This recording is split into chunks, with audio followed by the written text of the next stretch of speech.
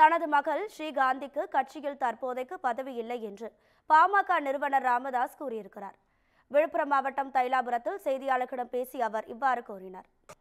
நேற்று செயற்குழு கூட்டத்தில் வந்துங்கய்யா, நேற்று அவங்க மூத்த மகள் காந்திமதி அவங்க கலந்து கொண்டது ஒரு பேசு பொருளாக ஆகிருக்குது ஐயா.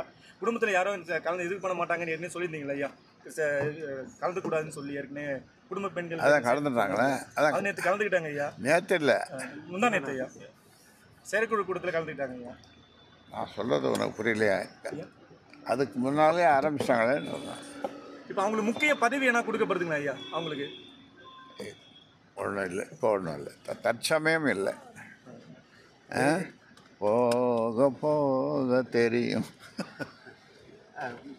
மாணவருடைய வேலைப்பாடுகள் சார், அதுக்கு தான் பார்க்க போகிறோம். நீங்கள் எல்லாம் வர போகிறீங்க, வாங்க.